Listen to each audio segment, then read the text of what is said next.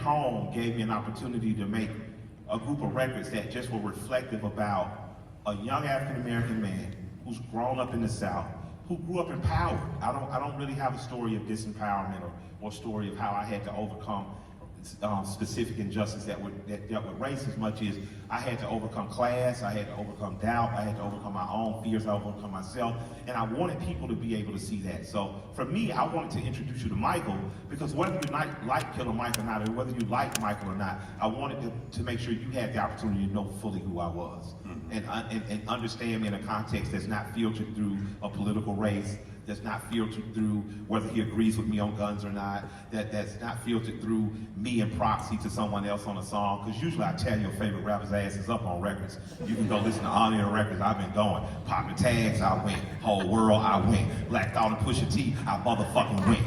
Royce the 5'9", I went. Like, so I know I can rap, but I want to let you know the raps are coming from a real place. Okay. So then, let's back up a little bit. Obviously, you talked about your upbringing, and a lot of your upbringing makes its way into your music. Yeah. You hear like the Southern Black Church, you hear barbershop conversation, you hear all kinds of stuff. So yep.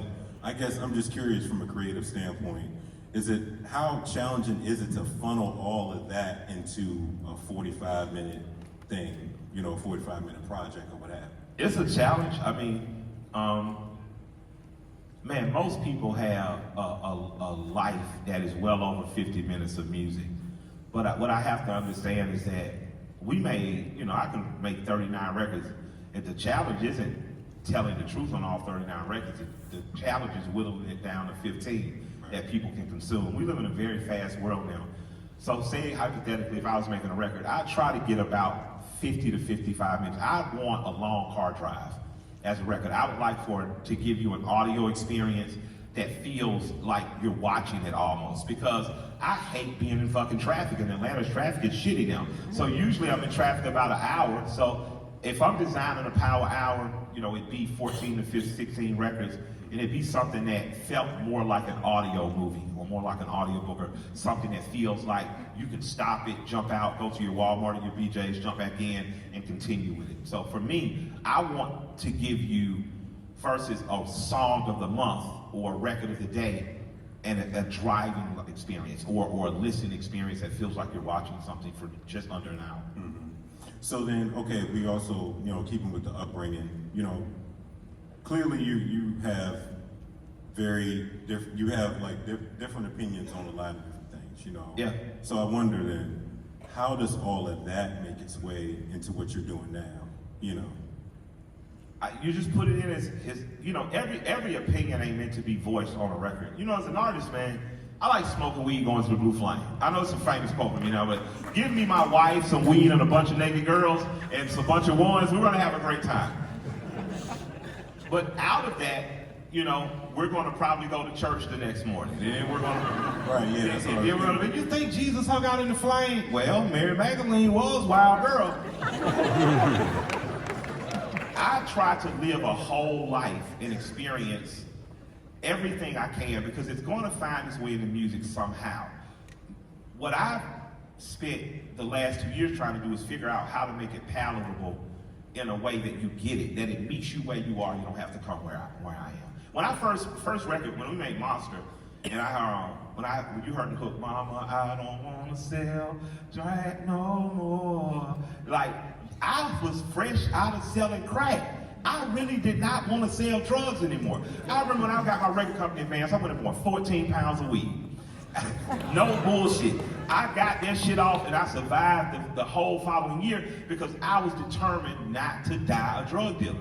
I'm sorry, I just couldn't do it. Tip, one of the most beautiful things I saw when I walked in the Trap Music Museum, shouts out to my man and business partner, T.I.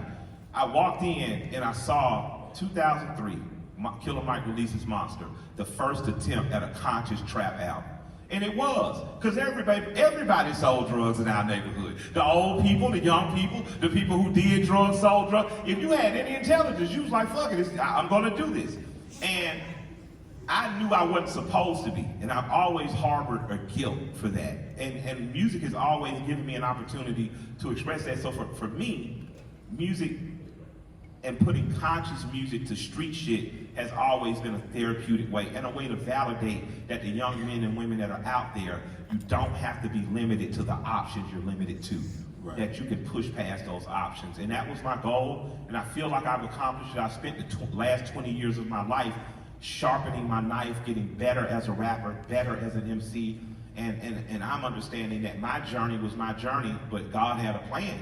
You know, that there really was a plan. I could have made some choices that would have made it maybe happen faster. I could have made some choices that would have took me all the way left, but I trust the process. I trusted the process. And the guys that I wanted to be, you gotta watch what you ask for. I wanted to be respected like Scarface. I wanted to be respected like Bun B. I wanted to hold a respect like Ice-T, like Ice Cube. And if you're gonna have that long of a run, you're going to have to put your nose to the grindstone and work when other people won't work. You're going to have to be misunderstood. You're going to have to push through. And I just, at the end of it, and I'm nowhere near the end, I just want to look back and be able to say, job well done. Mm-hmm.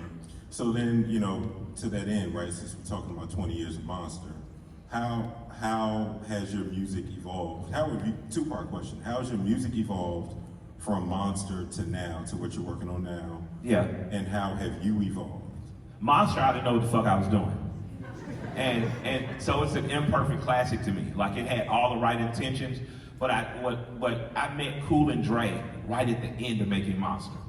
And I wish I had met them at the beginning of making Monster, because compatibly, we were musically compatible, but I didn't understand that at that time with Monster that I could say, well, instead of recording right here in Stankonia, and instead of using the host of producers that I've been using even known, I could go duck off somewhere. I could disappear for a quarter of a year, and I can create something where I don't have to even know what it sounds like, but I can find something. Now, Monster was a dope record. Like I said, it was an imperfect classic to me. But right now, when I walk in the room, I know what the fuck I'm doing. And besides just knowing what I'm doing, I have a team around me that understands where I'm trying to go. This record was A&R'd by Cuz Lightyear. Cuz Lightyear is also an artist. He's an artist on Mass Appeal, one of the dopest, artists that I've ever heard. We were going back, doubling back around after solo record, like, man, let's just make a Villains mixtape. He heard these songs that he had been hearing for years, because we've been friends forever. And he was like, Kill, he was like, he said, I got an idea. I said, what? He said, let's just work on your album.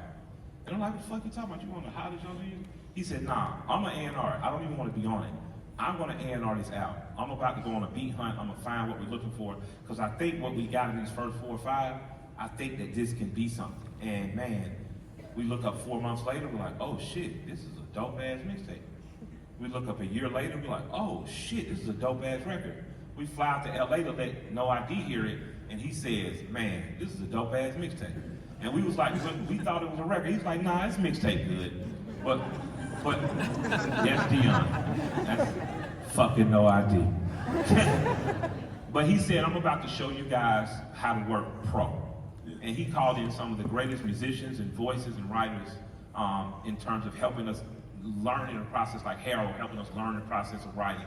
And he put us in a room full of pros, and those people ended up singing, writing, playing the whole entire record. I remember Aaron came in with my man Hannibal, who's a comedian, and I heard her sing, and it blew me away. I'm like, I need you for 3 or 4 records. I learned how to be confident. I learned that I'm competent, and I learned that I knew what the fuck I was doing. I had spent 20 years learning how to be the artist I am today. 10 years ago, rap music dropped. At the time, I could have walked away and said, I gave you the perfect record, but it wasn't good enough. Rap music was it was a classic. And right after that, we enter into the Run the Jewels phase, this is the 10th year. I knew the first time I got in a room with LP, within the first 3 hours, he's supposed to produce all of rap music. We did that. L went home, he owed a mixtape to someone. It took him a longer to write. I said, well, I'm just gonna fly to New York, we'll just do the mixtape together. He was like, I don't have any money. I was like, I didn't ask you about money. I just want to keep rapping with you because finally it feels natural. Finally it's easy. It's not something I have to force. After making 1, 2, 3, 4 Run the Jewels, what I've learned from L was discipline. The discipline of showing up every single fucking day with one mind on one mission, and that is to be the dopest motherfucker in the room when you hit play. And coming out of that, it was just no way that I wasn't going to take what I had learned in the X-Man University on the campus and not do my Logan. I had to do it because I had acquired the skills it took to match the ambition that I had. I had required, I had finally acquired a sharpening stone that could sharpen my knife to a precise cut that would allow me to cut through all the other bullshit that's in the marketplace and say, no, this is who I am, this is where I stand, and this is how I represent where I'm from. So, shout out to that. So, I'm pretty sure a lot of us know the Run the Jewels story, you know, how y'all came together. But I'm just curious, I mean, because it came at a transitional point in your life, you know, because like you said, you came out with Monster, you were coming out with all these records, and then you come out with rap music, which like you said, was a dope-ass record. Yep. But then... It was a classic. So, and then it leads... It was a classic. No, it's 10 years. No, Gotti from the smoking section said that. He said it could be. Like Kendrick Lamar ain't rap about a motherfucker because I was just out there putting together cool shit. Like he mentioned me because, who's read The Art of War? All right, we got 4 people. In The Art of War, they tell you a story of 3 brothers. There's one brother who can see sickness before it ever starts. And he can tell you, take these herbs, do this, and you never get sick. His name never leaves the house. There's another brother that can seize it when it's just starting and says, well, do this, and might have to do a little of that. His name gets around the village. There's another brother who really don't know much of shit. He can bleed veins, he can tell you this, and I hope you don't die in 6 months. And he's the doctor to kings and queens and the highest of honors. I'm the rapper that your other rappers come to and say, dawg, that record changed the way I view shit. Just as Scarface is. When people ask me about the top 5, Scarface has not dropped a whack album, and he's entered the game in '87. I say put Scarface #1 and throw whoever you want to behind him, because no one has had that. So when I say something's a classic, I'm not saying it lightly or I need my ego fed. You can put rap music to any of your favorite classic records, and you're gonna have to walk away saying, Fat Boy did his thing. No other rapper's giving you a ranking. No other rapper's giving you a religious experience in rap music. When I say rap music, it's my religion. No other rapper's done that. So I understand an imperfect classic like Monster compared to a pure classic like rap music. And I'm going to give you some more classics before I die. Okay, so let's stay there then, because ironically today is the 8th anniversary of To Pimp a Butterfly. Dope. Right, we were talking about that. That boy's so dope. And I actually wrote a book about Kendrick that I'll be signing after this. Yeah, y'all sure. Let's make sure he sells out today. I was gonna say cheap plug. But that's also the same record where he shouts you out. Absolutely. So then my question is, when I heard that initially, I'm like, yeah, that makes a lot of sense. But I guess how did that hit you when you heard him shout you out in such a big way on such a monumental LP? Rap is pugilistic poetry. I was honored, I was flattered, I'm humbled, I appreciate him. I'm still waiting on my phone call to get on the song. No, I'm very serious. Like, you know, like I fuck with you, I really appreciate you. It'll be solidified when you put me on the record. That's it. You know, like if you look at boxing, the greatest compliment a boxer can get is from another boxer. No one else has stepped in that ring. No one else knows what it's like to be up at 3 in the morning trying to figure out why this bar ain't hitting you right, and everybody says, no, it's good enough. You know, no one else understands that. So I'm tremendously humbled and flattered. And with that said, man, I'd love to get in the ring one day. I want to get on a fucking record. I want to kill some shit together. Mm-hmm. Or it's just it's a hell of a compliment, but the greatest compliment is on making the fucking record. Yeah, hell yeah. So again, back to the Run the Jewels story. I know we kind of got off. Yeah. So how did you and L come together? Because that group came at a sort of transitional moment. Jason DeMarco of the Cartoon Network, who is he's the kind of vice president you want vice president in your company. He was vice president of a company, so we're in the South. I know this don't mean much to people who may not be Southerners, but if you drive a Monte Carlo Super Sport 1987, you're a pretty badass motherfucker, right? So Jason's a white guy who works for Turner and he drives a Monte Carlo Super Sport. So I trust him off the rip. I'm like, you're my kind of motherfucking guy, Jay. And he said, I was with Grand Hustle. Shouts out to my Grand Hustle family. Let's pray for my man Clay, who's down right now. Tip gave me a home and a place to be Killer Mike in terms of when I went over to Grand Hustle, and he gave me studio and the freedom to do it. Jason came through and they were doing something over there, and he stopped and he said, Mike, I said, what's up? He said, we're going to reopen William Street Records, and unlike when we had, I think the Witch Doctor had released a record there, he said, we don't have the hugest budgets. But I have enough for you to record a record and to put you in with about 3 producers that I think you may like. Flying Low, of course, was one of the producers. We had did a record called Swimming with him that was dope. He said, I'd like to put you on L first. So we got in together. And Jason, I think, suspected it on a gut level in a way that me and L didn't.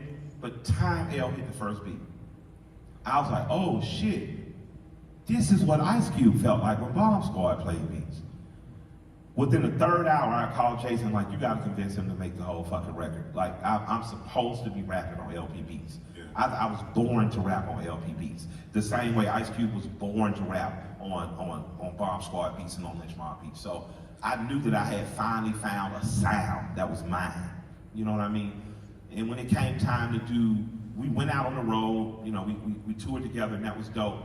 But I noticed that if we were in a room, this would have LP fans, you'd have Killer Mike fans, and you'd have these other kids that just be kind of like sit to the side. I knew they were kids because they had the X's on their hand and they couldn't buy drinks. They would go a little wilder when our records came on together that we had on each other's records. Then when we went back out as Run the Jewels, it was Killer Mike, LP, and then Run the Jewels would come. Now, Killer Mike would get his, LP would get his, and those same kids with the X's, we'd come back out and Run the Jewels, still sweating, they would lose their fucking minds. And that's when I was like, oh shit, this is something different. This is my fans, this is L fans, but this is a whole new fan base, the whole new belief system, a whole new structure, and we just leaned into it. I was like, we aren't a real group until we come out with 4 classic records. We got to do this shit like EPMD, like Outkast, like Led Zeppelin. We got hyped on it, and we understood there was a want for it. And then I understood the next level up when we start coming to the shows and there were girls there.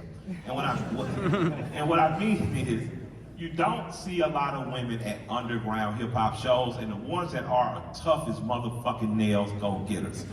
When I saw those tough as nail go-getters show up rocking, I'm like, oh shit, we're on to something. And then when we got to festivals and literally girlfriend and boyfriends were rapping that shit to each other on the first verse, I'm like, we've locked in. This is what I'm supposed to be doing. So I gotta give credit to Jason DeMarco. I have to tip my hat to me and L's MC egos, because our egos step to the side and they just let us as 2 human beings get in the room like 2 9-year-old kids and have fun making music. And it's what I intend to be doing the rest of my life with L and beyond. You know, I want to make sure that the Run the Jewels legacy is one that is mentioned next to De La Soul, next to Outkast, you know, next to Dale and the Hieroglyphics. I want to be remembered as one of the absolute best duos to have ever done this.